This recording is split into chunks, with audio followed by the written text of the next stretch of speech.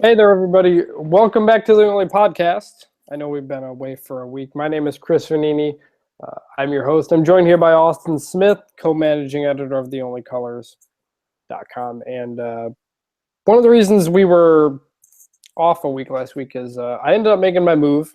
I'm down here in Dallas, Texas now. Plus, a lot of work picked up with coaching search work. But Austin and Dom and everybody's been keeping the site running well. Dom, how you doing this evening? Dom Not just had his Dom. kids You're pulled. Austin. You're Austin. I understand. You're Austin. Well, Dom's not here tonight, like you said, but he just had some dental work done and sent a picture that He did send us a picture. I want to tweet it out pretty bad, but we might run a poll on the Twitter account to see if we get enough people voting yes, because it's some solid blackmail material. But me, I'm doing good, man. Just getting really, really cold here in Chicago. But, basketball season in full swing. Football season mercifully come to an end. But, all's well over here, man. How's Dallas? You getting ready to row the boat? Are you going to that game? I think I'm going because I think I'm going because you can't afford not to. Tickets are like $6 or something. Right. Yeah. You'll have to walk about a mile up into the sky to get to your seat, but $10, man, that's gonna be a tough one to turn down. Right, and we're both in Central Time now, so that works out better when I email you about the right time. Dom's over there in Pacific Time, still missing out on half the world, but it's probably better to keep him out there. Yeah, so I come down and it got really cold, and I've been wearing sweatshirts all down on here. I barely feel like I moved. It's like 40 degrees down here right now, although there's no. I guess they got snow up in Michigan now. Right after I left. Oh yeah, it was snowing here on Sunday all day. Yeah,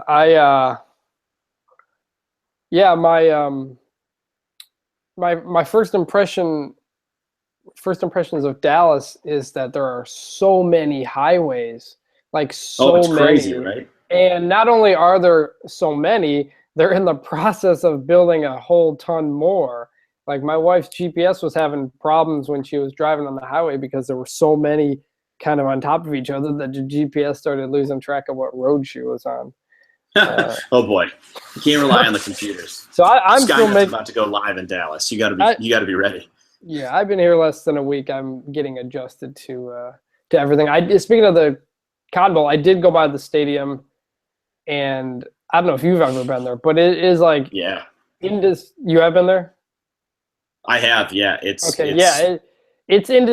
hard to describe how big it looks in person from the outside. Well, you can see it. The crazy thing, and I'm sure you noticed this, was that you can see it from like 3 miles away on the highway. Yeah, you can see it on the highway, yeah. It's like a space station. It's really, when you go in there, I went in there for one of my first jobs out of college. I didn't get to see a game there, but I was working at like an event booth at the Super Bowl when it was down there when the Packers played the Steelers. Oh, nice. And we got to walk in. Yeah, it was pretty cool. And we got to walk in because we set our event site up the day before. And if you don't sit in the lower bowl to where you have to stare straight into the sky to see the screen, you can't not stare at the screen. You'll get caught watching that instead of the game. It's really pretty unbelievable. Yeah, I'm excited to go you'll enjoy it. Yeah, I'm checking out the bowl schedule because there's a lot more. NFL stadium policy, though. You can't bring any oars. They said you can't. That was apparently it's going to be a problem at Ford Field for the next championship game. Yeah, I think it was Western's Twitter account tweeted out stadium policy: don't bring your oars. They won't let you in. Well, probably the first time a stadium's ever had to worry about that. That's no fun, and it's looking more likely that PJ Fleck will coach in that game, at least so far, because there's no more Power 5 jobs open. Yeah, I was kind of surprised. Well, I mean, I guess Willie Taggart's done a really good job at Southern Florida. I actually didn't realize how good of a job he had done until I kind of looked back and saw the progression they made. And it's he's a Harbaugh guy, which does mean something, as much as the folks who want to hear might not want to hear it. But and he's done a good job. I'm excited. I mean, hey, he runs that crazy offense. They ran a run option or read option down at USF. So yeah, I'm curious to see how. But yeah, I mean, it's looking like Fleck, they might double his salary, and it sounds like he might be around a year. Even though Corey Davis and Zach Terrell leave, they got a young team coming back. But speaking of next year's football and this year's football, like you said, the MSU football season mercifully came to an end with I forgot what the final score was, 45-12 win over Michigan State, which actually led 12-10 at halftime on 4 field goals. And Damian Terry looked okay in the time he had, got injured again, and Tyler O'Connor came in to finish out the game and his career. And the worst MSU football season since either the 90 or 82, if you're going by that, or you could look at, depending on how you look at it, basically since about the 80s, by far the worst under D'Antonio. A season in which none of us thought was ever going to be possible under D'Antonio. So, as you look back, where are things at right now? Well, as a program, I mean, this season was, like you said, just completely out of left field. We've talked about it kind of ad nauseum. I put something up today as like a little moratorium on the season, or a post-mortem or whatever. And, it just came out of left field. I think it was kind of, in a way, the silver lining is that, like, I think it was kind of the perfect storm of everything going wrong at the same time, between losing all those defensive linemen, not having a quarterback that was really capable, relying on youth, and just kind of failed upper class recruiting classes at so many positions. And, there were injuries and it just seemed like Murphy's Law of a season. I don't think the sky is falling as a program. I mean, if you look around the country, there are so many big universities and like blue blood college football teams and programs that go through this stuff and bounce back. One is Michigan. I mean, Ohio State had a 6-6 season not that long ago with extenuating circumstances. Oregon's in a rut. Texas hasn't been up for a while. Like, this does happen. And I think specifically talking about Michigan State, the good thing about all of the guys that ended up being benched that they were counting on is that the young guys that came up to replace them and that were forced into duty are from D'Antonio's most talented recruiting classes, his highest ranked, which is saying something given the classes that he's gotten in the past. But it's his best players, and they're playing at key positions. And I think now not only are they, like I said, the most talented, but now they have some experience and they know it's their team. I think this offseason is going to give them a chance to sort of do a hard reset, kind of reevaluate everything, what they do, their processes, and, get back to what made them great for the last, what led them to that Rose Bowl through college football playoff run. That team started with a lot of young guys too. And I think it's up to them. The Rose Bowl team was led by sophomores. Right. And I think that next year's class, you don't want to sit here and say that that's going to happen again, but these guys are going to be really experienced rolling into next year. And so there are definitely still concerns. How could there not be coming out of 3-9? But I think there's a lot to still be really excited about if you're it may not seem like it right now, but as a State fan, I still have quite a bit of optimism for next year. Yeah, I keep thinking back, and Michigan fans on Twitter have made no secret about how our preseason predictions. I had 10-2. I don't remember. I had 10-2. I said 10-2, but I said there were a lot of like kind of 50-50 games in there with BYU and Wisconsin and such. And then Dom had 12-0, and we ripped him for it at the time and all that. But that probably shouldn't go. He might. That's going to stick with him for a while. To be 9 games off on a prediction is pretty impressive. But basically, I mean, we all gave D'Antonio the benefit of the doubt because the worst season we'd ever seen from him was 6-7. This was 10 years into the program, and they'd had holes filled before that they eventually figured out. Maybe that'll take 2 years to figure out, but this year was just an incredible failure across the board in every way for the program from the leadership of the program, which was never there. If you look at the captains and Yeah. the things they went to, Demetrius Cox arrested before the final game, and the game in his home state, Pennsylvania, and he doesn't even go. And whether or not he says he was falsely accused, whether or not that's the case, like, that's just kind of sums up the leadership this year. And for all the talk that everybody made about last year and the leadership and Connor Cook and is he a captain? Oh, and a lot of people in the program told you, well, there's a lot of good leaders on this team, not just the quarterback. And clearly that was true because they lost all of that, and it was never replicated by anybody on the team whatsoever. There was never anybody who said, okay, I'm taking over here, put the team on my back, make a play in the big moment, anything. It never happened. And then go to the quarterback position where, hey, Tyler O'Connor and Damian Terry beat Ohio State last year, so how difficult could this be? Well, they went and lost to Indiana, Northwestern, and Maryland and Illinois.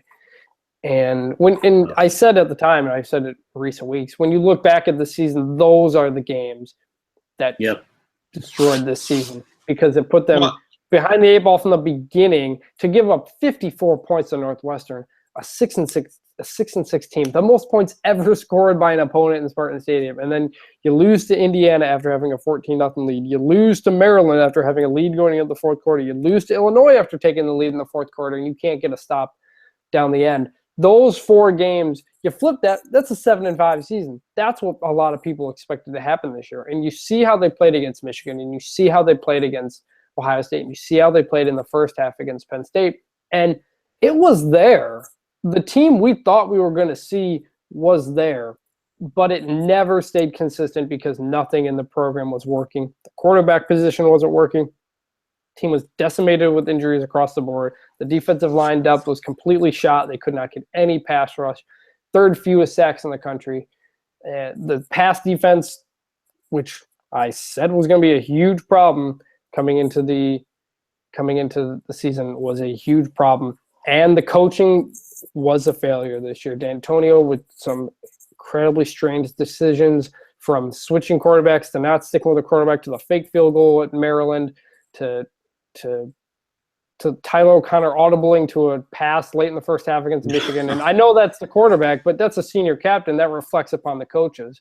Yeah. And just across the board was a complete failure. And it came out in those 4 games that eventually kind of defined the season. Yeah. And that's how, when you look at the program, when you look at the season, that's where it starts. Yeah, I think Indiana is, and it makes sense, chronologically, but that was really the backbreaker. Somebody at one of the Q&As, I think it was the Penn State guys at Black Shoe Diaries, asked, when did you know that this season was kind of falling apart? And that was the one that I kept going back to. The cracks showed against Furman. Notre Dame, in and of itself, it felt like a total beatdown, but it also, at the same time, it was a mirage. It was a mirage, and also it's obviously a mirage. It was a mirage, but it was also in the fourth quarter a sign of things to come when Notre Dame finally decided to pass the ball, and MSU could not run the ball when it needed to run the ball. Yeah, but you're still coming out of that. You even lose, you get blown out at home by Wisconsin. But even coming out of that game, sure, you don't feel great, but at the same time, it's like, maybe Wisconsin's actually a good team. But then on their the turnovers against Wisconsin, they had a fumble return for touchdown. They were driving down the field. They had a pick. They were going to cut it to one score. It was going to be this. And they were like, it's some bits and pieces where if someone went another way, maybe they have a chance. And then when it happened against Indiana, you knew that, nope, this team just doesn't happen. Well, and the thing is, it's not even like they went in and Indiana just blew them out, or Indiana just played, over the top of their heads, where you can come out of that game feeling like, hey, you got to tip your cap to them. Indiana played terribly. Indiana was not good on that day until the fourth quarter, and Michigan State couldn't do anything. Really, outside, they hit one huge touchdown to R.J. Shelton, if I remember correctly. And that was like their big explosive play on the game. So coming out of that game, you're sitting at 2-2, 2 tough losses in a row. in overtime, was it O'Connor goes out there, gets sacked twice, and then they miss a field goal. Like it's you came out of that just like, okay, there are some real problems here. And even before that, I mentioned the coaching. You're up 14-0. You blow that lead. Then you get down to the goal line to try to score, and they don't run the clock. They don't manage the clock the right way, and they get in. But then turns out he didn't get in, so they tried again. You're coming out of a timeout, and they're missing a player, a lineman who has to run on the field late. That reflects on the coaching, and the way they tied the game against Indiana, but they nearly blew it there, and then they blew it in overtime. And that's when you knew. I think that's when you kind of knew it was all falling apart. And then, from there, I think they started to phase those upperclassmen out that just weren't cutting the mustard. And that's where I get the sense of optimism. It's kind of from the second half of the season, because that's when guys, especially along the guys that always jump out at me are the ones along the defense, pretty much on defense, especially the defensive line. Like Panashuk, by the end of the season, was no longer a freshman. That's a starting defensive lineman in the Big Ten. Raequan Williams, I think all season was when he was healthy, was a starting caliber defensive tackle, especially by the end of the season. Justin Lane, sure, he got burnt a couple times. He's a true freshman out there. He was recruited to play receiver. And he came out there, and by the end of the season, he was looking capable. So I know this one was tough to swallow. And not making a bowl and not getting those practices is hard on everybody in the program, especially the players. But as a fan, it's kind of unprecedented. I mean, it is unprecedented in the D'Antonio era. But like, there are a lot of really talented kids that are going to be experienced sophomores. So hopefully that can. Hopefully that leads into a good offseason. Yeah. I mean, you're still talking future here, and what we're going to talk future. I think still in terms of evaluating everything this year, I'm just looking at the schedule again, and man, just the blown opportunities in those games. And of all the losses, here's a question: of all the losses, which one do you think was the worst? Oh God, you have a lot to choose from. Well, I have 9 very bad choices.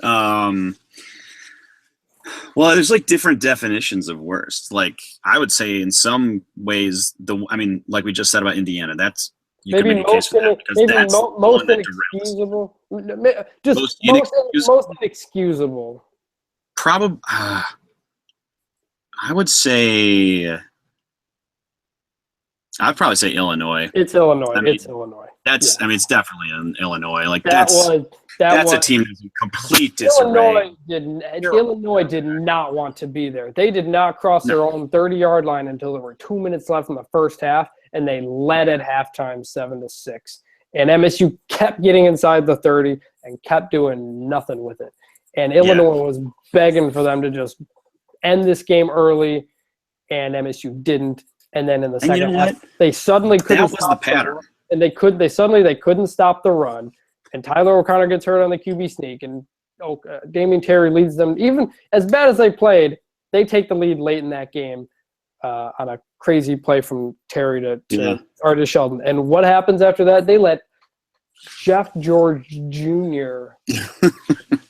lead them down for a quick touchdown to take the lead. I know they were aided by some legitimate and some illegitimate pass interference penalty, but Jeff George Jr. just drove the ball on you for a winning touchdown in the final. JGJ. That was the absolute worst, most inexcusable loss, and that was right after Michigan, right after they played their hearts out and played tough. And that did not carry over at all to the next week. And that's another part that reflects on the coaching, that you did not have your team ready to – I mean, I don't want to say – I guess not ready to play, because they did move down. They did move the field, but they were not up. They were not interested in finishing drives in the end zone. And that one was absolutely the worst one. That was the worst one. I would agree for all those reasons. Insult to injury, it was on ESPN News. Which might even be better, because Dan Hawkins on commentary loved that game, and bless his heart, man. He became the head coach at UC Davis a week or two ago, which is his alma mater. Yeah, and he wore his old jersey and his Letterman's jacket, pulled it out in the press conference. It was an entertaining as hell press conference. I don't know if he's going to do any good there, but the enthusiasm you saw during that game is always around him, and that's another part I remember from that game. Yeah, I was pretty much just live tweeting infomercials that entire game, and then saw the actual Gotham Steel pan in stores last week, and my mind was blown. It was crazy. And I had a couple different people who were like, "Oh my God, you actually saw it in person!" I'm like, wow, people actually were paying attention. I don't know if that's good or bad. But I think getting back to just the way, like you said, that they lost that game, that was the pattern all year. Like, they started out in a lot of these games, especially the ones you kind of highlighted. They outscored their opponents in the first quarter, I think, on the year. Right.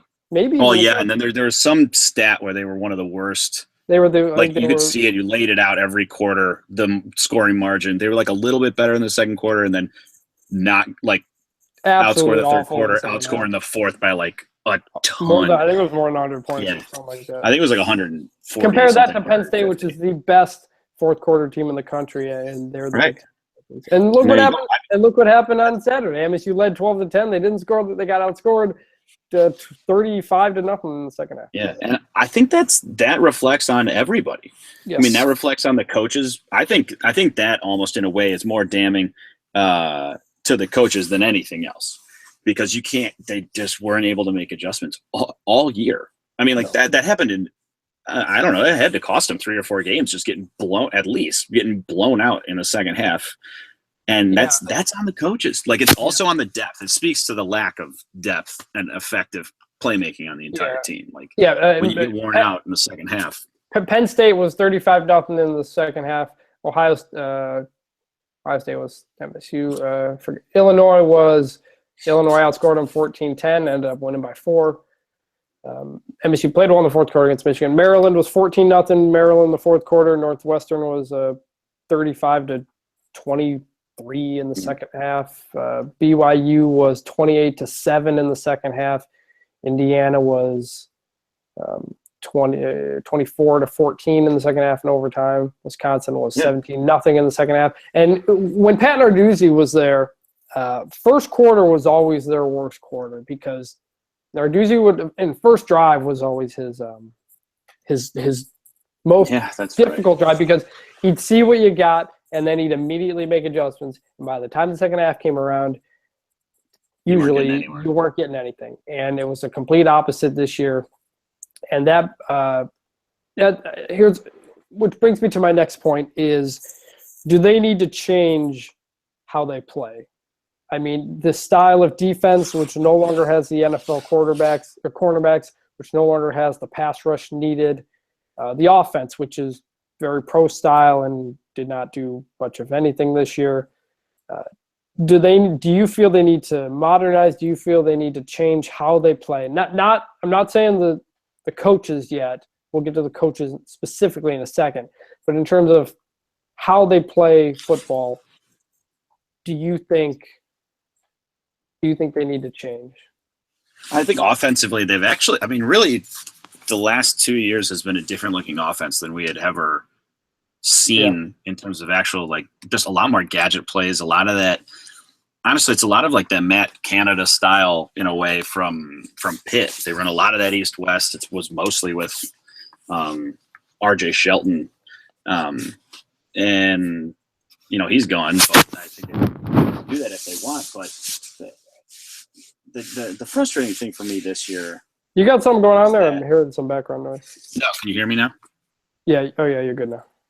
Okay, sorry. The frustrating thing this year was that there was no adjustment. I think a team needs to adapt one way or the other every single year based on personnel. I mean, you can't just call the exact same plays every year and expect the same results. Like you said, the NFL quarterback wasn't there, and yet they're still calling deep bomb passes down the field, which O'Connor was better at. Which they did actually do last year, much with Connor Cook. Right. That's the irony. And, I think the coaches need to do a better job of putting players in, like, understanding their personnel and putting guys in positions to succeed. Like, it felt like, MSU kept hitting their head against the wall. and never really adjusted. You would come. I think it goes back to the same point of being really successful in the first quarter. Like you came out with a game plan, you executed your game plan, and then from there, when the defense made adjustments, you couldn't make adjustments. I don't think they should go away from the pro style at all. I think that's who they are. I think you can win a lot of games playing like that. I don't really see them ever going spread, unless you have some electric athlete at quarterback, which I don't think they have in the stockade right now. So I don't really think offensively they need to. Defensively is another story because, I mean, you've even seen it in Pitt. Like when this Pitt was one of the worst pass defense in the country this year. But that's just it because they play that same style, and when you don't have the horses, it just doesn't work. Yep. Like people have caught up to it. Like Ohio State can still play it. They basically copied Narduzzi's offense or defense. But they're full of NFL draft picks. Borderline admitted as much, but yeah, that is a stacked roster. You could do that when you got Gary and Conley, when you have Bradley Roby, when you have, you know what I mean? Like all these other guys that they keep rolling through there. But when you're rolling out, I mean, 2 true freshmen converted receivers at corner, you got to try something else. And when you don't get the pass rush, you don't buy them any time. I mean, I do think they need to change it up. But again, I mean, what do you do? Like I'm no defensive guru, but I will also say this, that I think the safety play the last 2 years specifically has really hurt that defense as a whole, among other things. But if you go back through the lineage of Michigan State safeties, especially since D'Antonio, I mean, you've had some really talented dudes that play. It's not that I think Demetrius Cox and Monte Nicholson are probably arguably the 2 best athletes that Michigan State's ever had back there, but they don't. Two of the highest rated recruits they've gotten under D'Antonio. Number 1 players in the state of Pennsylvania. I mean, great players, huge recruits, guys to get excited about, but they just aren't disciplined. Like they don't read the right keys. Monte Nicholson has taken more wrong routes to the ball in 3 years than I've ever seen from another Michigan State defensive back. And like when you don't have your arguably 2 most integral players to that entire defense, given what they're asked to do and covering slot receivers and backs and tight ends, like when they're not making plays, that's going to really cripple a defense that relies on its secondary to be locked down. And so I think that with improved safety play, you aren't going to have to adjust as much, but mixing in some other looks might not be a bad call. It's hard to say from this season, because everything you can very much make the case that safety is more important in this defense than any other position because they're the ones who have to read if a guy's being handed off to you, read in the middle of the field, read in the running game. Exactly. And that's when the big cover plays slot happen. Receivers all the time. Right. And the big plays usually happen on the safeties. And Cox was a highly touted recruit when they got him. Nicholson, highly touted recruit when they got them. And not only do you have guys who were highly touted recruits, but that's D'Antonio's specialty. He works with the defensive backs. You have him and Harlan Barnett there, and to not have good defensive back play is just kind of inexcusable with the resources they put into that part of the defense. Back to styles, I made this point last year and this year. These are the same coaches that 2 years ago broke every single offensive record that the program had. I think there are things to like in terms of the offense that they run. I think that the play calling and the rhythm of the play calling has been just really bad the last 2 years. I agree. And last year, Connor Cook bailed them out, and this year they didn't. But, this isn't the Dan Rochar throwing short of the sticks on third and medium like they did. It's not the Iowa offense. It's more just they get going running and then they stop, or there's suddenly 3 passes in a row, this isn't play calling, but they don't go to the hot hand and running back as much as they say they do. They don't. It wasn't as bad this year as it was last year. mostly because LJ Scott was just that good this year. Right. But I mean, first drive against Michigan, drives him right down the field, touchdown. Next drive, I believe it was the next drive, was it Gerald Holmes who was in? And, Yeah, I think so. And was that the drive they get stopped on fourth down, I think? Or third down and short I or think something so. like that? Yeah. And you're just like, why? Why is it happening? Ohio State week comes around. He leads them down for a big touchdown. He was in there the next drive. So I don't know if they picked up on that. And by the time Ohio State came around, they were running the QB sneaks on 3rd and 4th and 1s that we'd been pointing out were wide open in the Michigan game. The one thing about Dave Warner, I always thought coming into the year was that he would adapt his play calling to what they had, like last year when they ran a ton of option at Ohio State, and they didn't do it this year. And It was really innovative in that game. And I was very surprised at the lack of option they ran this year. And I don't have the all 22 tape, and when you're working with brand new wide receivers who are probably struggling to get open, it's difficult. Coaches had said that Lewerke had trouble seeing guys open downfield at times. So some of that isn't all on the coaches. Some of that is just young players got to get to their new spots. So I don't know if it needs to be an offensive overhaul. I just think there need to be tweaks. Another example, not running the jet sweep to the short side of the field. Oh my gosh. Yeah. Never. It's just like you're just giving yourself less space, and you're putting more on your linemen to make sure they get blocks. Well, that's another part of it. I think this is just like the little tweaks I'm talking about. Well, the line needs to be better, but they were, again, lost 3 guys to the NFL, and but he should know that. Year. Right, and so don't put as much on the offensive line. Run. I don't want to say run more screenplays because they can't run screenplays. They've never been able to run screenplays under D'Antonio for whatever reason. Since Devin Thomas, 1 year. That was it. Well, I mean, running back screens. I remember there was one. There was one to Jeremy Langford in the Big Ten championship game against Ohio State, and there was one to Le'Veon Bell in the Notre Dame game in 2010. That was really just Le'Veon Bell shrugging off a tackle from Manti Te'o. But those are about the only 2 I can really remember. I'm sure there were a couple others, but yeah, I think rhythm. I think what you just said. There's no rhythm in the play. There's none at all. All season. And I mean, aside from the first drive, which was scripted. And it results in quick 3 and outs, and then they never get back to it. And that's why the first quarters are good, because they have that rhythm, and that's why I'm saying I don't think the offense needs to be overhauled. I think you just need to make tweaks. I still think you need to speed up the offense.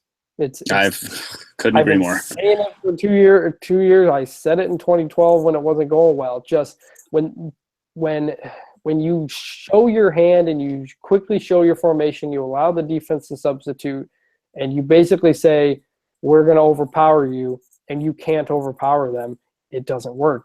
If you don't have the horses, you need a different kind of edge, and that has to be catching the defense off guard. It's not 5 jet sweeps a game isn't enough to move the defense laterally, that it opens up holes in the middle every time.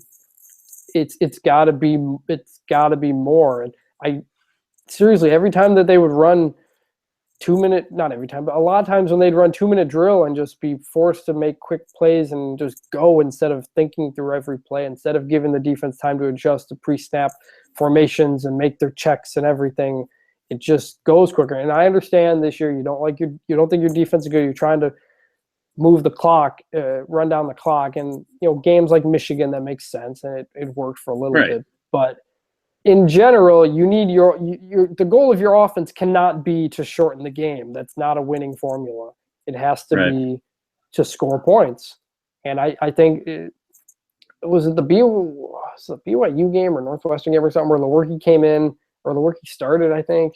And Lewerke started Northwestern. They went hurry up on the first drive and got a touchdown. And I was like, look at that. And then, that's right. And then I know some O'Connor deep balls in the end made that score closer than the game was. But that's what I'm saying. I was at that one. That was terrible. That's what I'm saying by just tweaks. Like, don't run jet sweeps to the short side. Speed up the offense a little bit. Work on the rhythm of the play calling. I think things will be okay. And again, they played basically 3 quarterbacks a game, and that would never help anybody get into any sort of rhythm.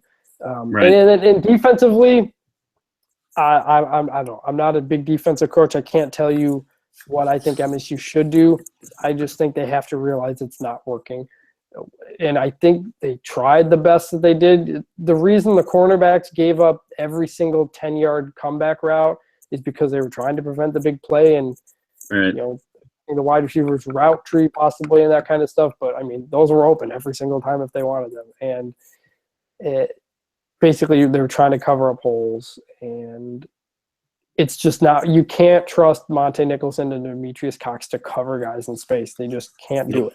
And Kari Willis was okay at times. He was bad at times. He got benched. Grayson Miller I thought was good when he was in, but apparently was not good enough to stick with the job. I think he got hurt towards the end of the year. Maybe. I mean, Did we he never tweak know. a leg or something? We I don't never actually remember. know. I don't know. We never know all the details on how banged up guys are Right. too. That's a thing. And Matt Morrissey also at times I thought played well. So if you look for your safeties, you got to have guys that can cover in space because right now they have nobody who can cover in space. Darian Hicks could not cover in space. Deontay Copeland, for as hyped as he was, he did not have a good year, and then he got hurt again. Yeah. And there's nobody you can point to on that defense other than Malik McDowell, who you think was excellent at their position. Nobody. None of the linebackers. Yeah, none no, of the I defensive mean, backs. The only guy I would make a case for, and he played 3 games, was John Reschke. I thought he was an impact player when he was in there, but his season was cut super short. And luckily, he's probably going to get a medical redshirt out of it, so that's nice. But no, I agree. I completely agree. But you made the point about safety play is huge, and I think that'll be a really interesting position battle next year because 2 of the best recruits in that incredible class from last year were Demetric Vance and Kenny Like. And those are 2 guys that came really close to playing from what I had heard this season at safety. So, I think that would heal a lot, as would an improved pass rush, but I'm kind of with you. I think tweaks have to be made. That's a defense that, if you got the horses, is going to be really impressive. And Michigan State, for the majority of these 10 years, has had the horses. But when you don't, there's got to be some type of backup plan or adjustment you can make. And they got to find it. That takes us to coaches. Now, D'Antonio said, I was very surprised he said this, but he said after the Penn State game, he's not firing anybody on the staff. He's not planning to make any changes. And I immediately took that as a couple different things. There's always the possibility of, kind of nudging a guy toward another job.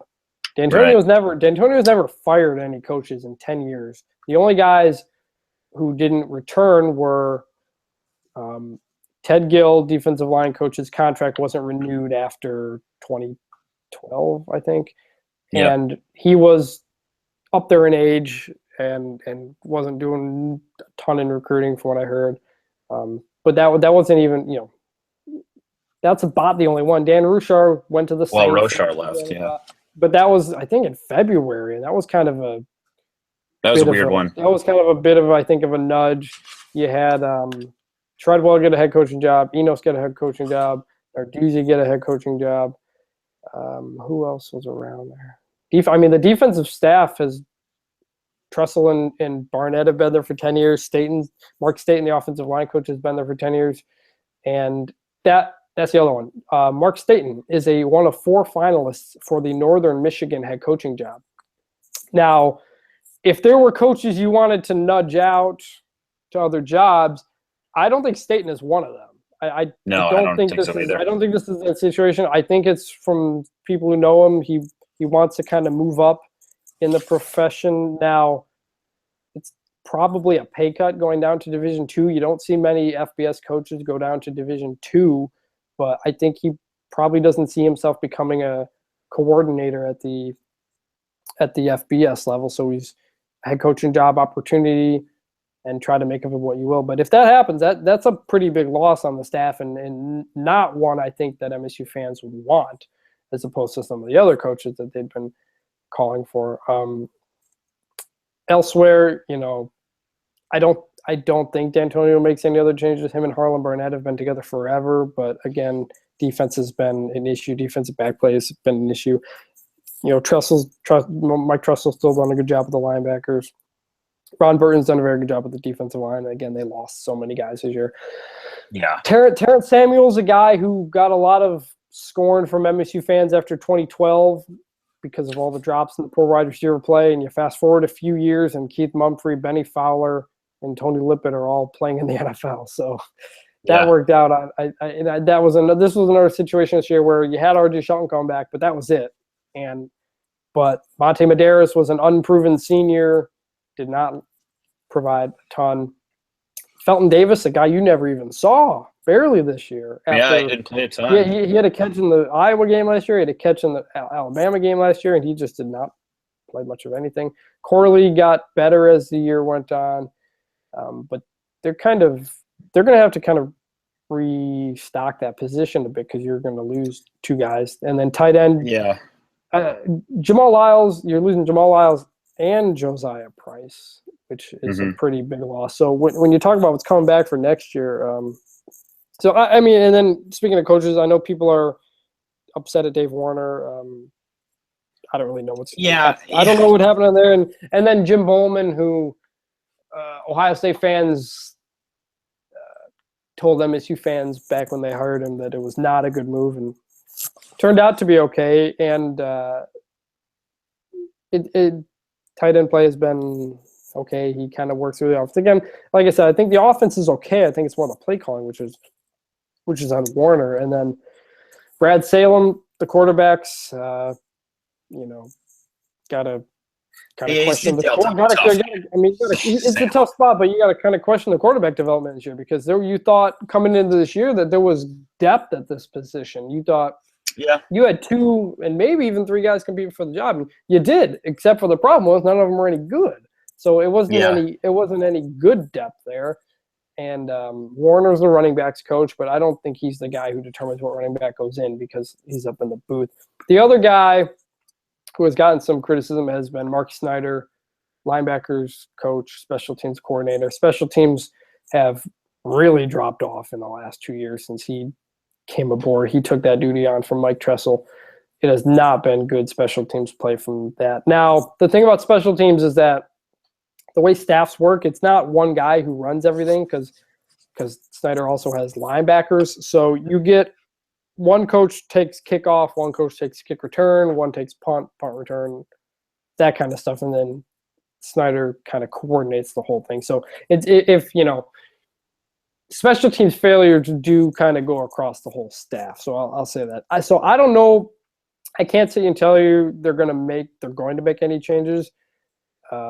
I guess Staten to Northern Michigan would be an unforeseen change, but come after the bowl game or even maybe before. I'm sorry, they don't have a bowl game. So these next few weeks, it will be interesting. A dead period starts on December 12th, Monday. So you might see more assistants across the country making moves. So I don't know where that's going to go. Did you have any other thoughts on the coaches?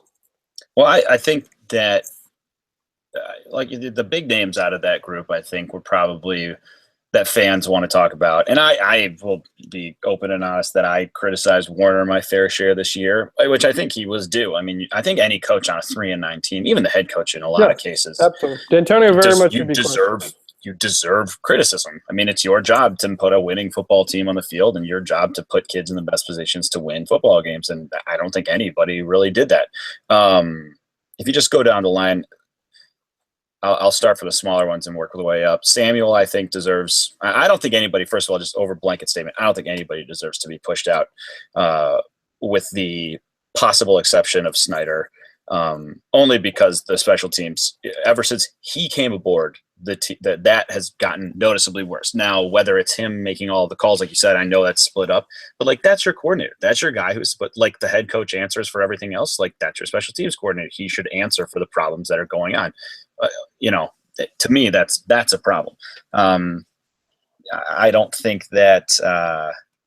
Ron Burton was dealt about as tough a hand as you can get as the defensive line coach, and he's managed to bring in some really, really talented recruits. Some of them have transferred, but I think he's going to be just fine. I don't think any of the defensive I don't think Barnett's going to go anywhere, but they got to figure out something at safety, like you said. Bowman, I'm not sure what impact he has on play calling. And Staten, I would hate to see go. Staten, I would really hate to see go. He's been around forever. He brings that tough guy attitude that Narduzzi had, and he's always the guy in short sleeves in a friggin' snowstorm on the sideline. So he's a hard ass, and I would hate to see this team, especially in the state that it's in, lose a guy like that. Warner for me isn't a have to move on type of guy right now. I think he deserves some time. Like, I think he deserves a little benefit of the doubt just based on the offenses that he has coordinated in the past. But I don't think he deserves an overly long leash. I don't think a lot of these guys deserve an overly long leash. I mean, you just came off of an absolute abomination of a season. And yeah, I mean, a lot of it fell on the offensive shoulders. And like you said, quarterback play was not good. Offensive line play was not good. I mean, you can point to losses, obviously, but like play calling, not good. All around the board. So I think if things go south again and you're sitting 2-5 next year somehow, and the same problems are creeping up, I think questions need to be asked. And I don't think D'Antonio should stay forever, but he's going to have to make some, if things fall apart next year, he's going to have to make some hard choices. But I think in the immediate sense, continuity is going to help with such a young team getting ready for next year. And, Izzo always says a player-coach team is better than a coach-coach team. So I think some of it falls on the players and the player leadership as well. Whereas if you've got guys like, Calhoun, Darian Harris, and those types of dudes leading your team, it's going to make up for some of the lack of coaching because you've got basically more coaches on the field. So hopefully these youngsters can kind of step up and make this team theirs and make this voice theirs, and can take some pride in the program and bring it back to where it has been of late. But I don't think any coaching needs to really change right now. I wouldn't be that mad if some people left, but at the same time, I think continuity will help in the immediate sense. And I think it's just right now everybody's cashing in on all of that, on that well of benefit of the doubt that they've built up over the last 3 years. Mm-hmm. But I think they're going to come close to tapping it out if they scuffle early next season. Do you think loyalty has been was a detriment this year? Staff loyalty or player loyalty, I guess. But do you think loyalty hurt them? Do you think that they've fallen behind a bit? The thing is, coming out of 2015, I don't think anybody would have wanted any changes to really be made. The only guy, again, position coach wise, that you would think this team was a huge letdown with the special teams, and it was Mark Snyder's first year. So I think, again, he had the benefit of the doubt. Give him a year to figure things out, but get used to the scenery, etc. But like I said, I think they're all the program is cashing in on, and all of these coaches are cashing in on that benefit of the doubt that they have built up, with the exception of, I think this is all with the exception of D'Antonio. I don't think D'Antonio's ever going to go anywhere. He's got a lifetime contract. Unless they go 2-10 the next 2 seasons, he's not going anywhere. But I think the rest of these position coaches, yeah. I mean, Narduzzi left, and the defense has taken a step back. But at some point, not only that, another thing about that, Narduzzi left, and nobody went with him. Right. And that was not about him. Scary. That was no. But I'm saying it said something that the coaches stayed at MSU and they did increase their salaries. So the fact that the defense has fallen off as it has, with a lot of the same guys, does not reflect well on them. Yeah, and I think at this point, from here on out, I think any question asked of them performance-wise is a valid one. And I think if they come out and this defense is bad again next year, you're going to have to make some hard choices if you're Mark D'Antonio. I mean, you can make some excuses for depth and you can make some excuses for youth, but at the end of the day, it's these coaches' jobs to get these guys ready to go out and play. And a lot of them have experience at this point after playing as young kids. And I think at this point, if you don't see improvements moving forward pretty much all around, questions can be asked, and loyalty will be, Mark D'Antonio has built this program on loyalty, like you just explained. With the very few coaches have left, none have been out and out fired. And I don't think he wants to change that. But I think the reason it's been like that is because Michigan State's been so successful. And if they're not successful, then you got to question whether that's the right way to go. You know? Here's another question. Do you think, kind of along the lines of loyalty, style, there's been a lack of player development this year. Do you think, and D'Antonio has talked about selling hope, do you think there's been a stubbornness, and do you think a little bit of pride came before this fall? I mean, yeah, absolutely. Go back and look at his quotes after somebody tweeted it out today, did a pretty good job of trolling Michigan State. And they said after the Penn State game last year, like, are you kind of embarrassed about Jack Allen scoring at the end and like blowing out Penn State on the way to the Big Ten championship game or something to that effect? And he's like, embarrassed? No, I'm not embarrassed. I'd be embarrassed if my team was 3-9. and here we are. So I thought that was kind of serendipitous. But I mean, I think, yeah, they probably rested on their laurels a little too much. And I think everything was so concentrated on the near term, each of the last 3 seasons, you know, with the Rose Bowl and then the Cotton Bowl and then the college football playoff. I mean, I think, and really it was mostly the same cast of characters for the large part that were around throughout that time. Your same bedrocks were there: Cook, Shalik, right. The fact that last year, the fact that last year offensively players bailed them out a little bit and they didn't appear to. Right. Yeah, I think that there was a lack of player development from the younger classes, and I think that showed up in the play of those kids that are now upperclassmen. Yeah, I absolutely think I think some stubbornness, just a lack of opportunities for those guys, really. They didn't get on the field that much. And then on the other side of it, it's like the guys that did were just really disappointing, like the safeties especially. Again, keep coming back to them. But it was just a combination of everything. I think they deserve at least another year, these coaches, this staff as a whole, to figure some things out. They've done a lot of things right in the past. But again, I mean, if they're going to have to get back to what made them. This is going to have to be they're going to have a really good offseason here. And I think in a way, this hard reset, this not having the bowl practices and kind of forcing yourself to reevaluate how you go about your everyday operations I think it's going to be a good thing for them. The other thing is they're back to being the hunted. They're back to being the chip on the shoulder guys. Like, that's a viable tag and a viable thing to play again. I do. And, yeah.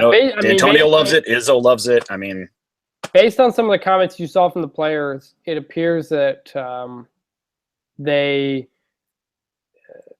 did not have that edge. Yeah, they got a little fat and happy. I mean, right. And I think that comes back to yeah, I agree. They were.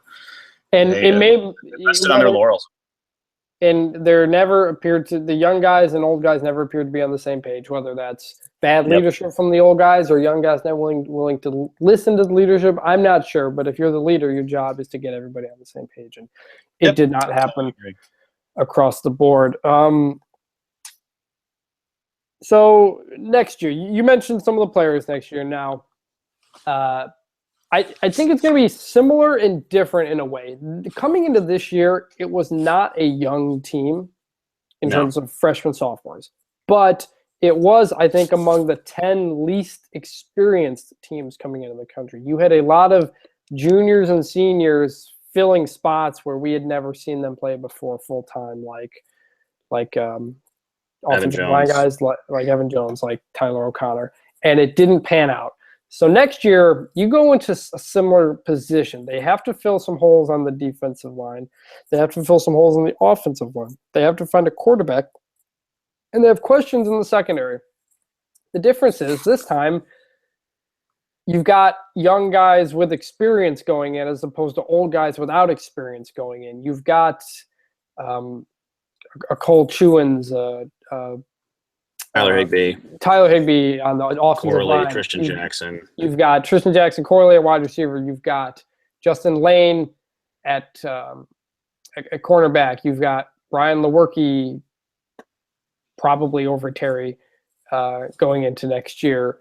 So there is, I think, reason for a little bit of optimism, not Big Ten championship optimism, but optimism in the sense that they're going to get it back in the right direction.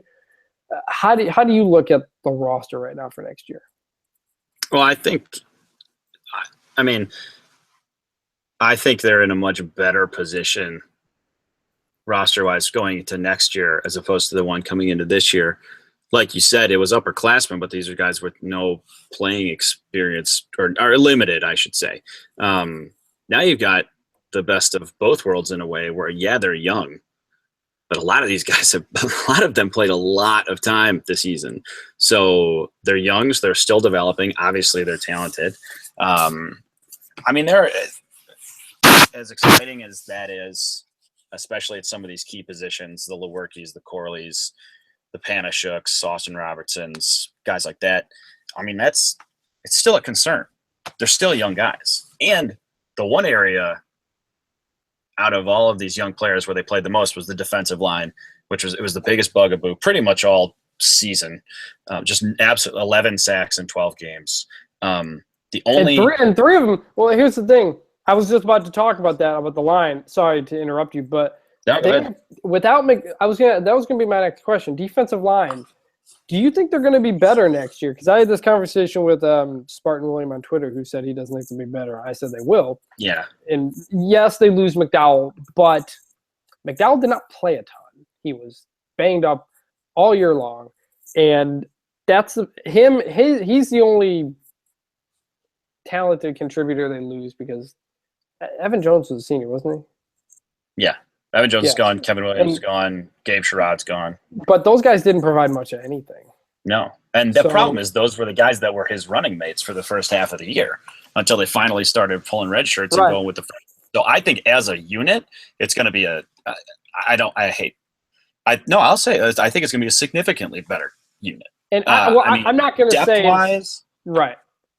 Well, but really, I'm not saying they don't have at this point. You can't look and say that they have there's no Malik McDowell. There's no surefire first round pick. I think there's a lot of really talented guys, but there's no surefire beast when you look at that unit this year. But when you look at the talent level of players 2 through 7 in that playing rotation, going into 2017, it's in a much better place than it was going into 2016.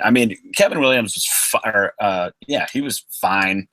Sherrod was almost a waste of playing him because he just made no impact.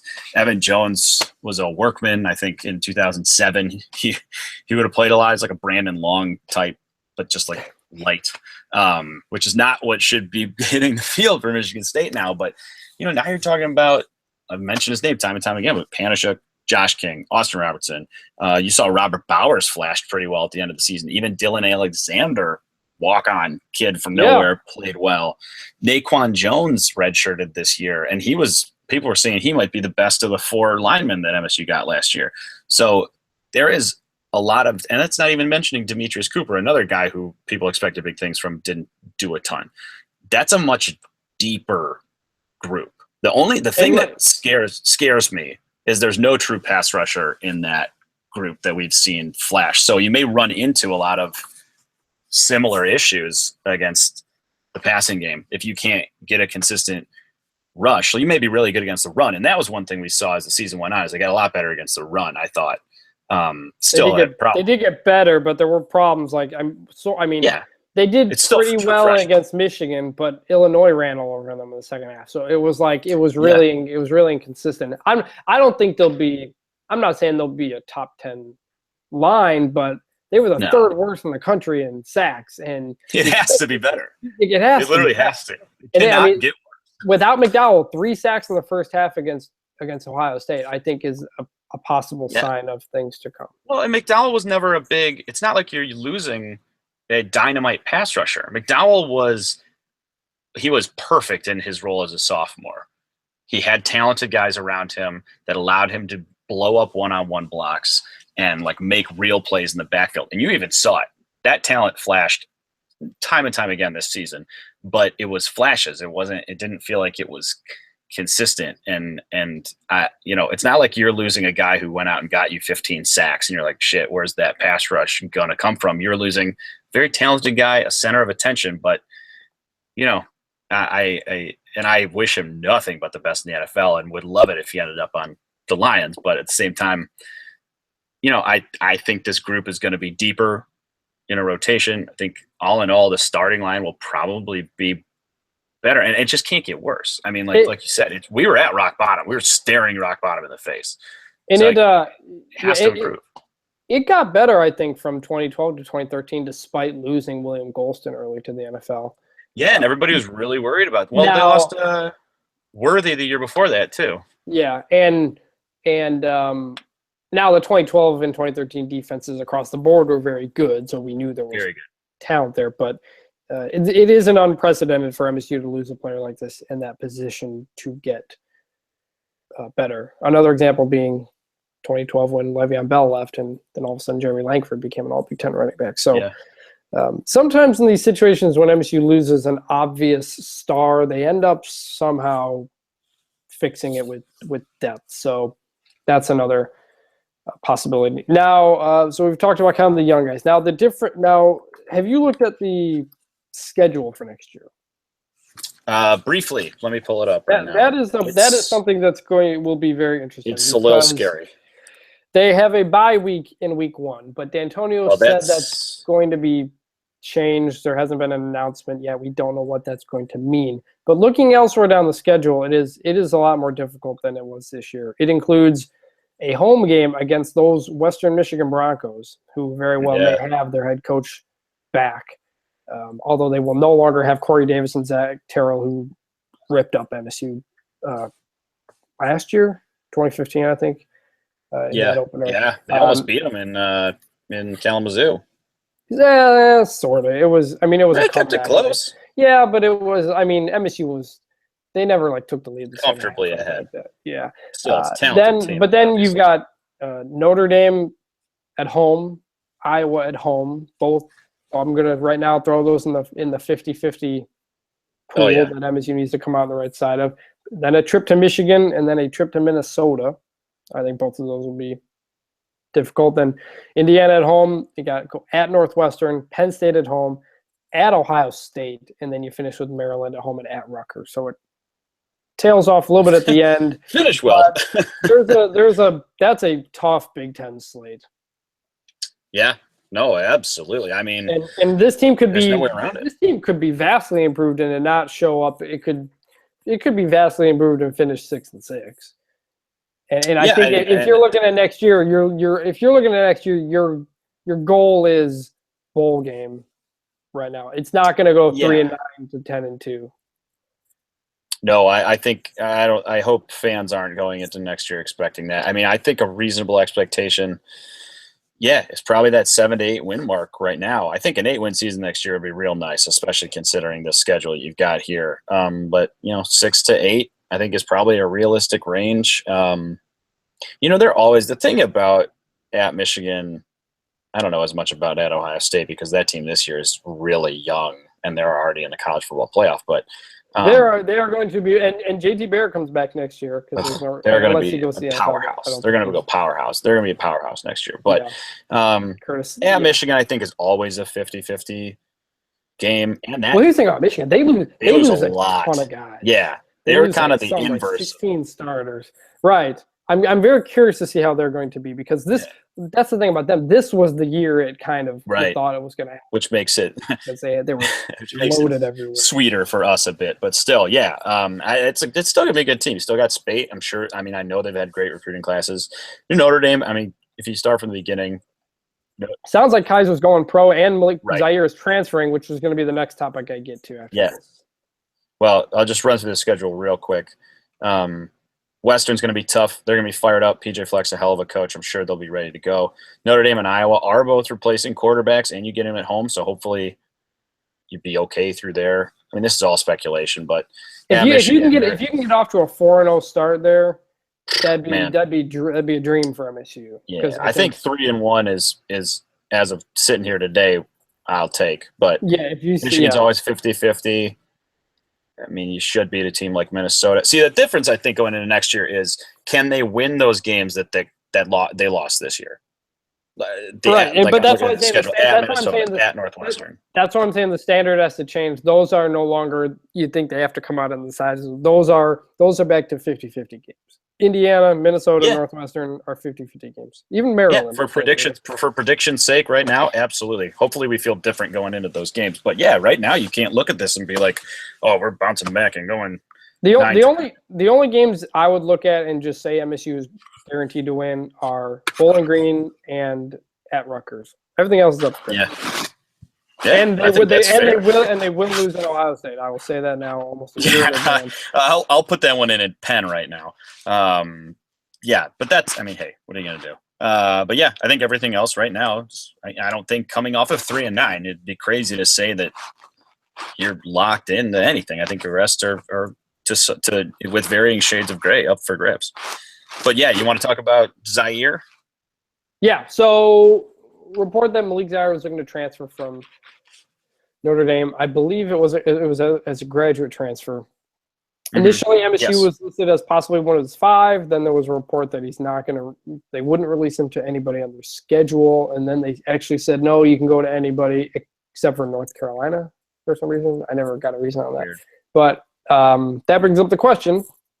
If you're MSU and the option is there, would you take Malik Zaire? Yes. For me, it's a no-brainer, personally. I'm just struggling to see the downside. I understand the argument that you'd rather just – because looking at the long-term future of this year, this group, this iteration of Michigan State is probably going to really be at its best in 2018. I think you talked about how this year was the year for Michigan. I think 2018, based on how many young kids are going to be playing and like a lot of sophomores are going to be playing, a lot of juniors are going to be playing this year, you're going to have a stacked junior and senior class in 2018. Yeah, I was going to say 2018 right now is the year if you're MSU. Right. So I understand wanting to go with Lewerke or DeWeaver and just letting them roll the dice and, because this team's not going to be a 10-win team, you might as well let them play. But I also don't see what's wrong with letting them develop for another year, especially if it's going to be DeWeaver. You don't want to throw him back there behind potentially an offensive line that isn't the strongest and let him get gun shy, let him get like Andrew Maxwell. You know what I mean? I hate to make that comparison, but at the same time, it's a concern for a super young quarterback. And Lewerke broke his leg. It stands to reason that he'll be ready to practice by at least the fall. But you're still talking about a redshirt freshman. We saw flashes, but there's not a lot of experience there. And then Damian Terry, you talk about pushing out a coach. I almost think for the betterment of his playing career that he might look elsewhere. But Dom just tweeted the photo of the dental situation. Oh, he did? Damn, we beat us to it. But Zaire, I don't really see the downside. I mean, if he's good enough to start, they'll start him. He brings an element that neither of the young guys bring to that degree with his legs and behind this offensive line and with the little jet sweep stuff that Warner's incorporated so much the last 2 years. That might work. And I'm all for competition. I mean, none of the guys on this roster should be thinking that they have a spot locked up. So Why not bring in a guy that can, maybe provide a spark? I don't have a problem with it. I agree with you. Some people say MSU's got quarterback depth. They don't need it. But like I said earlier, we don't know that it's good depth. People thought it was good depth coming into this year. Oh, Terry is a junior, O'Connor is a senior, Lewerke is a talented freshman, and DeWeaver, if whatever. They're set at the quarterback position. They'll figure someone out. Well, no one ever stepped up. Lewerke, I think his injury will really, really hurt next year's team, and that he lost out on an opportunity for him. Yeah, I totally agree. I really like his potential. He seems to be very poised back there. He's got good athleticism and a much better feel for the pocket than Tyler O'Connor. He's got a big arm too. Constantly He's got a he's got a big arm, above average arm. He's been having some trouble reading defenses, but again, it was his first college games ever. You give him a chance to. He's got the things you can't teach, I think. And I some of the games the numbers weren't good. Some of the games the numbers were good. But man, if he had been able to play the rest of this year, I think you'd go into next year thinking, they've got a quarterback to work with right now. But now you don't know, and you don't know how he's going to come back from that because it's a leg injury. And Dennis Finley never came back from his broken leg last year, so you never know how injuries can heal and how that could play out and how that could affect his mobility. Just real unfortunate for him because I think Lewerke's got a lot to offer. But yeah, Malik Zaire, you take him if you can. If anything, it's competition. Give the young guys more time to develop. I'm kind of surprised he's looking to transfer because it appears Deshaun Kaiser's likely leaving for the NFL. So maybe Zaire just doesn't think he's in a good spot. So I don't know if it's going to happen. MSU also looked at Blake Barnett from Alabama. So this is a situation where they're not going to just trust their own development of their guys. And I think Damian Terry is an example of a reason why. A guy who turned down a Ohio State offer late in his high school career and stuck with MSU and just has not put it together. He played okay in that Penn State game, but the mechanics are off. The accuracy is way off. And I think Zaire at the very bare minimum is an insurance policy. Yeah. I mean, I think you bring him in, and if Lewerke's better, play Lewerke. And I don't think D'Antonio would bring him in and guarantee him a starting spot, and which may cause him to go elsewhere, which is fine. But right. If he wants a guaranteed starting spot, I don't know that Michigan State is the best place for him. And the other schools he was looking at were Wisconsin, where he's still got Hornibrook behind him. I think Florida is probably his best bet because they just love starting transfer quarterbacks now. And then I don't remember what his fourth school was, but those were the big ones. I would love to have him. Like I said, at the very least, he's an insurance policy because right now you're sitting with Terry, who hasn't shown you much of anything and can't stay healthy. Lewerke, who you don't know how he's going to bounce back from a leg, and DeWeaver, who is a redshirt freshman. So I see because if he starts this year, sorry, go ahead. No, you go ahead. If he starts this year, you let him run for a year, and then you make a pick between Lewerke and DeWeaver the following year. That's your quarterback for the next 2 or 3 years, and you move on. So I'm all for it. And if this year showed anything, it's to not count your quarterback eggs before they hatch. 100%. Don't count on guys developing and becoming the great players because they didn't this year. And you don't know. Now it's worth questioning. So that's it for football, really. That was an hour of football. We can, yeah. Well, we'll hit a little bit of hoops. Maybe we can talk about the playoff and later on or something like that. Or We'll do another one later this week, next week. So basketball, it's been a few weeks. We were actually about to record, and then the next day or later that night last week, the Miles Bridges news came down. So it was probably ended up being a blessing that that didn't happen. But it's been a roller coaster time since around Thanksgiving. They narrowly beat Florida Gulf Coast. We talked about it. Did we talk about that? Yeah, we did one before Thanksgiving.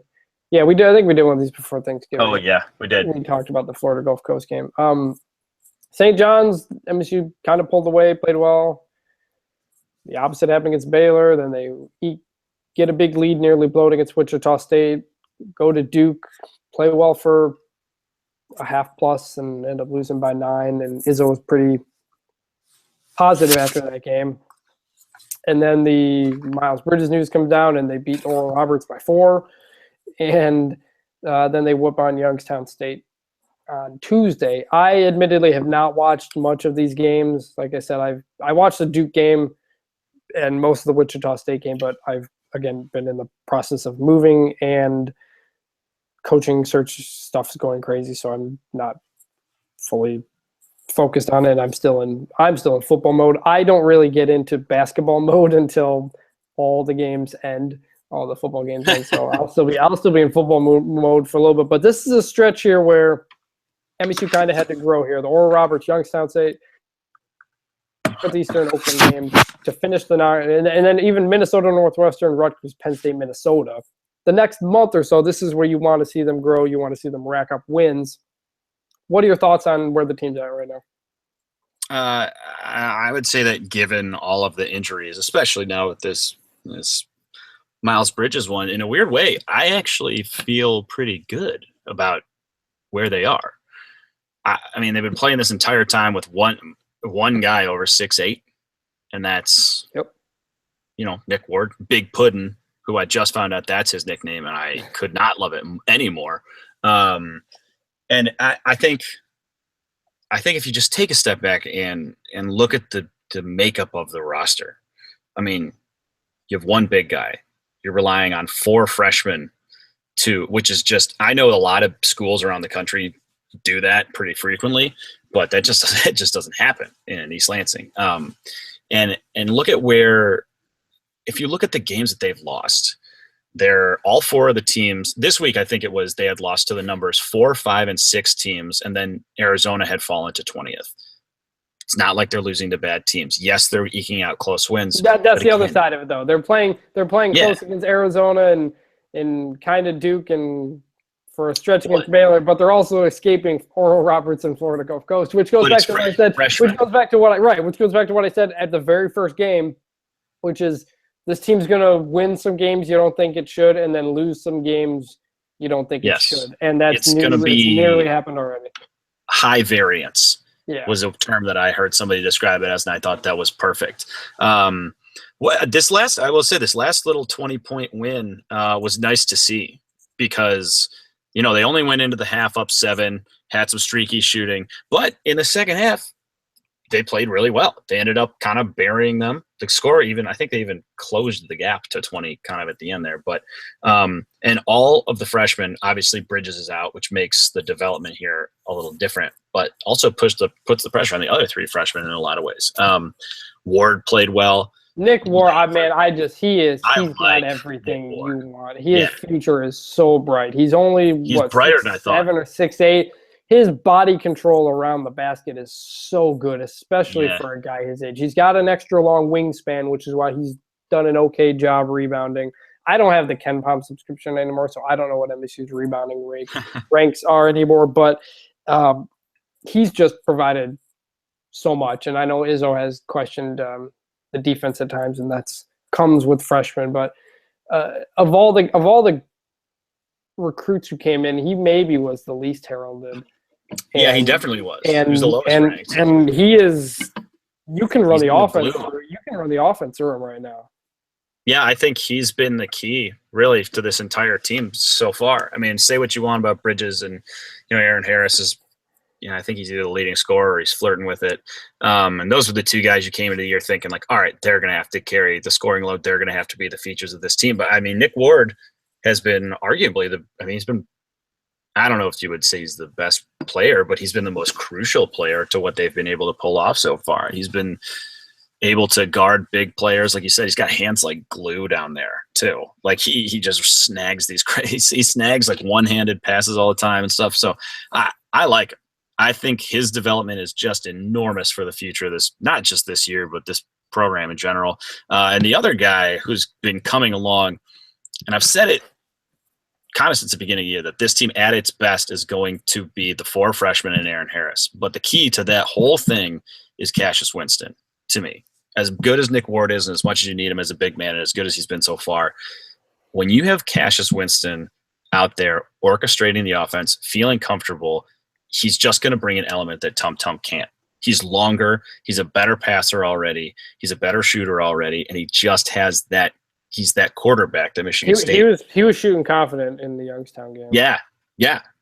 I mean, and that's been the biggest thing for him, is just picking up on the speed of the game, shooting with confidence, playing with confidence, defending with confidence. He still kind of gets on skates on defense from time to time, but that's which is going to be a problem with this team. I think the defense is a concern because you don't really have, aside from Tum Tum, whose size is always going to limit him, but he's a hound on the ball. You don't have a lockdown defender. You're at a size advantage at every position, more or less, and disadvantage. Yeah. Quade's not a defender. Harris isn't a defender. You don't really have a guy you can bring off the bench to be your lockdown dude. So, which is a problem last year's team had, and they're going to have again this year. But I would say all in all, as a all-encompassing, given the state of the team, the youth of the team, the state of the injuries, and the schedule that they've played. They've played in what? They played in Hawaii, the Bahamas, Durham, East Lansing, and they had another game on this. New York City. Yeah. And so I think you have to feel pretty good. You've had some close losses, but again, it's going to be a high variance thing. I think they're going to need to close out this next stretch pretty strong, though, because it scares me. Like you said, I think they're going to lose some games in the Big Ten they shouldn't lose. Hopefully they can win the games they shouldn't win to make up for that. But these are the games that doesn't matter if it's by 1 point or 30 points right now. You got to get these next couple. They're really for the foreseeable. Bridges will be back soon, so within a week and a half, I think. This team already feels different than they did in the Arizona game because with so many young guys, it's going to take time for them to get used to the college game and to get used to playing with each other. And Miles Bridges being out doesn't help that. But at the same time, it felt at times that the offense was starting to run through Bridges, and I don't think that's the way to go. I agree.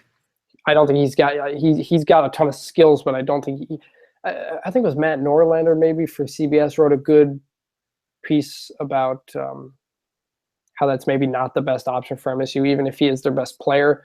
He's he's a great right now, at least a 1B player, maybe not a 1A guy. But I don't think he should operate. The guy who's supposed to be your 1A guy is Aaron Harris because he's a senior. He's got the experience and he's not totally there. But at the same time, I think there were very obvious times when Bridges would just start doing things on his own because he was trying to make something happen. And sometimes he has the talent to do it, sometimes he doesn't. But I think, and that's why him missing these reps here isn't good. But again, I think it provides more opportunity for more of the other guys to continue to grow in the game without him, as opposed to maybe when he's in the game, his usage is through the roof, and so now other guys are getting a little bit more bigger roles than they would otherwise.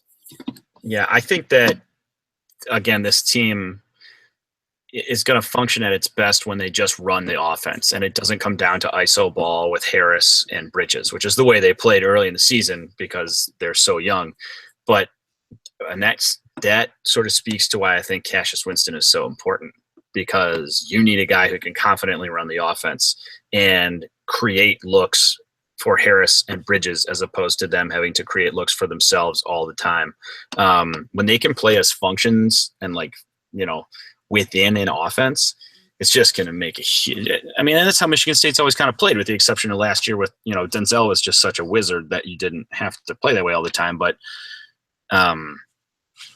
when they're going to be at their best when they're just running the offense and they're getting natural looks through the motion of the offense and not having to force on their own. So that's, I think, Cassius Winston getting confident and really kind of, if not starting, kind of taking a bigger share of that playing time, especially in the crunch minutes, is the best possible development for the team. Yeah. So, was there anything else you wanted to hit on? I think that pretty much covers it. They play Tennessee Tech on the 10th. They play Northeastern on the 18th. Yep. So I guess we may not have a podcast next week because there's not a whole lot's going to change in the next week. If something does, maybe we will. But this kind of winter. Or if there's popular demand. yeah, that too. I got to try I got a new headset I got to try out. Yeah, if something comes up, but I guess this winter stretch this is the stretch before Big Ten play when college basketball kind of really it slows down a bit here. Dies out as we hit December in the bowl game. So, all right. Well, everybody, thanks for listening. We will talk to you guys maybe next week, maybe the week after. But appreciate it, and we'll talk to you guys later. See you. See you.